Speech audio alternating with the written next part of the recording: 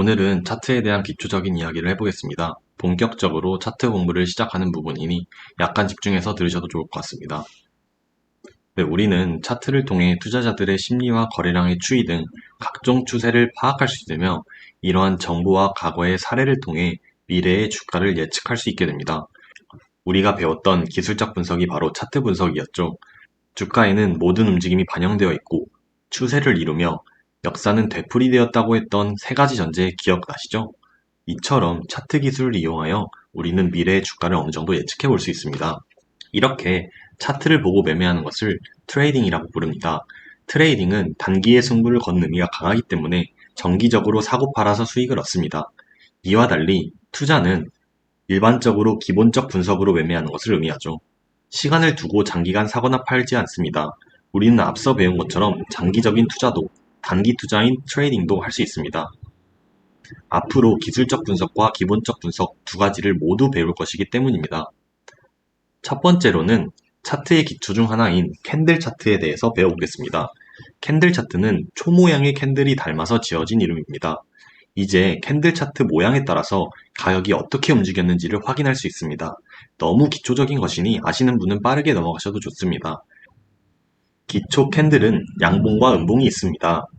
양봉은 상승으로 마무리된 것이며 빨간색으로 나타내고 음봉은 하락으로 마무리된 것으로 보통 파란색으로 표현합니다.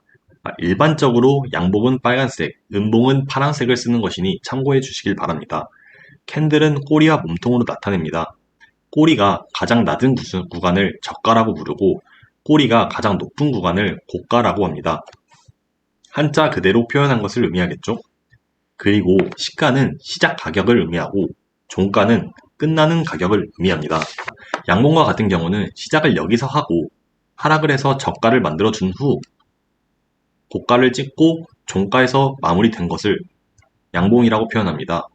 음봉도 마찬가지로 시작을 여기서 하고 저가를 찍고 고가를 가든 아무튼 이 고가의 움직임을 만들어준 후 저가를 찍고 종가로 마무리된 것을 음봉이라고 합니다.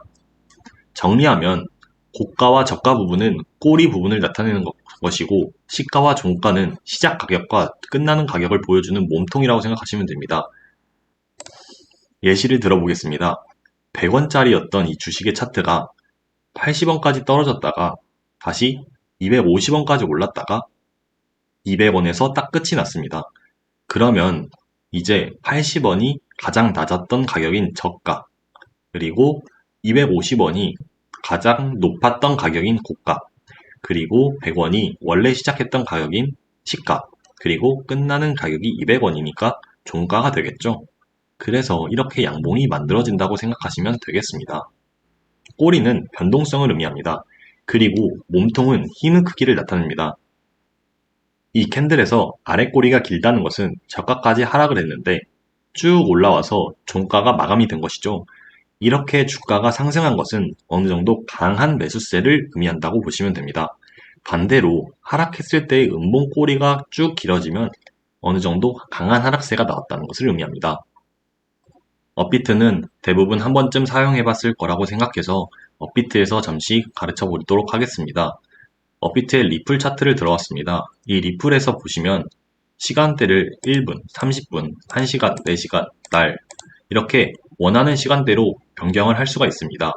이거의 의미는 만약 날을 표시하면 하루에 한 개씩 캔들이 생긴다는 뜻입니다. 즉 쉽게 말해서 이전에 5월 22일에 생성된 이 캔들은 616원에서 시작을 해서 저가인 이 꼬리 부분을 만들어주고 이후에 이 고가를 찍어준 후에 625원을 찍어준 후에 종가인 618원에서 끝난 것, 이렇게 해서 이 양봉 하나를 만들었다고 생각하시면 됩니다. 쉽게 생각하면 하루에 한 개씩 만들어진 캔들입니다. 이걸 4시간으로 들어가면 캔들은 4시간에 한 개씩 캔들이 생기는 것이고 마찬가지로 이 캔들을 해석하는 방법은 다 똑같습니다. 또한 1시간 봉을 키면 이 캔들 하나하나는 1시간마다 만들어진 것입니다. 그래서 이 4개의 캔들이 모여서 4시간에 한 캔들을 만들고 4시간에 6개의 캔들이 모여서 1개의 캔들을 만듭니다. 이 강의에 대한 내용은 이 시간대를 바꿔가면서 확인해 보시면 이 캔들의 시가와 종가, 적고가, 저가를 확인할 수 있고 이 생성 원리에 대해서도 이해할 수 있으니 한번 확인해 보시면 좋을 것 같습니다. 다음으로 거래량에 대해서 배워보도록 하겠습니다. 거래량은 사고 파는 양, 즉 매매되는 양을 의미합니다. 주가가 만약 하락할 때 거래량이 증가한다면 바닥권에서 세력이 좀 매집을 하고 있다. 그래서 주가가 앞으로 상승할 수 있겠구나 하고 생각하시면 되고요. 주가가 하락할 때 만약 거래량이 감소하면 더 떨어질 가능성이 있다는 점을 염두에 주시면 좋겠습니다. 그래서 여기 바닥권 거래량을 보시면 거래량이 엄청 많이 튀었습니다. 여기에서도 또 거래량이 엄청 많이 튀었죠. 그리고 나서 차트가 쭉 상승하는 모습을 보실 수 있습니다. 즉, 저점에서 거래량이 많다면 매집을 했기 때문에 앞으로 상승할 가능성이 좀 높다 이 정도로 그냥 가볍게 봐주시면 됩니다. 거래량에 대해 막 헷갈리게 외울 필요는 없습니다. 그냥 간단하게 거래량은 매매된 양이니 유의미하게 사용될 수 있다. 따라서 거래량이 적은 것보단 높은 구간들을 주의 있게 보면 된다. 이 정도로 기억해 주시면 좋을 것 같습니다. 지금부터는 앞으로 계속 배울 내용이니 집중해서 보세요. 제가 가르치는 기법은 프라이스 액션에 관한 것입니다. 또한 이런 프라이스 액션을 쓰는 트레이더들은 국내에 별로 존재하지 않으며 실제로 이런 기법을 쓰는 투자자들은 해외 트레이더부터 파송된 것이므로 이 기술을 배우면은 정말 남들보다 훨씬 앞서가는 투자자가 될 거라고 확신합니다. 따라서 이 프라이스 액션에 관한 기법들을 완벽하게 체득하고 사용하시길 바랍니다. 자, 한국어로 번역하면 가격이 반응하다. 이게 무슨 의미야? 라고 생각하실 수 있는데 높은 확률로 가격 반응이 나오는 구간을 찾는 겁니다.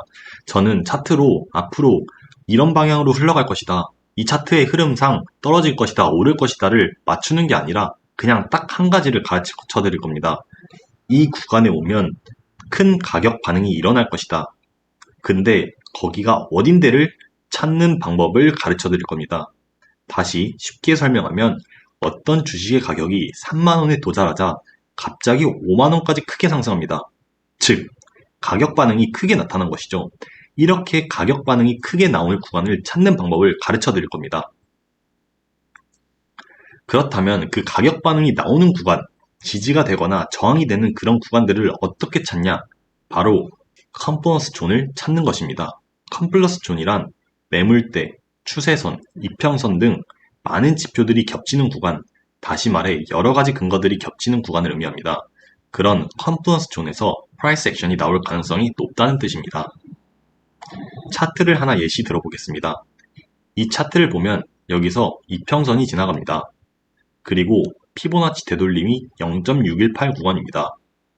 또한 추세선을 그었더니 추세선도 지나가고 있습니다. 이렇게 근거가 많은 이 구간이 바로 컨플러스 존에 해당되는 것이고 여기서 프라이스 액션, 즉 가격 반응이 나타날 것이다. 즉 상승할 가능성이 높다를 찾을 수 있겠습니다. 지금 당장은 피보나치 되돌림이 뭔지, 이평선이 뭔지, 추세선이 뭔지는 알 필요 없습니다. 사용 방법은 차차 배울 것이기 때문입니다. 하지만 이제부터 공부할 지표들을 배우는 모든 목적, 모든 이유들이 바로 이 컨플러스 존 구간을 찾기 위함임을 기억하시고 정리해 주시면 되겠습니다. 차트로 돈 벌기 가장 좋은 방법은 프라이스 액션 구간을 찾는 것입니다. 그럼 어떻게 구하는지 알아볼까요? 첫 번째로는 피보나치 되돌림입니다. 상승 파동의 특정 되돌림 레벨들은 향후 지지 구간으로 작용할 가능성이 높습니다. 파동의 저점과 고점을 기준으로 피보나치 되돌림을 작도해주세요. 추가로 추세 기반 피보나치 확장도 적용해 주시면 좋습니다. 두 번째, 매물대로 지지 라인을 찾습니다. 저는 VP, VR로 매물대를 쉽게 구해 평행선으로 표시해 보겠습니다. 세 번째, 추세선입니다. 이전에 만들어진 주요 고점과 저점을 직선으로 이어주면 추세선이 됩니다.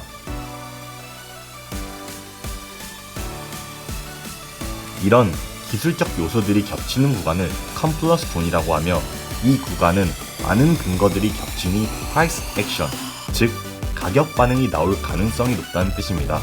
많은 기술적 요소가 겹쳤기 때문이죠. 그럼 컨플러스 존에서 어떻게 반응이 일어나는지 한번 보실까요?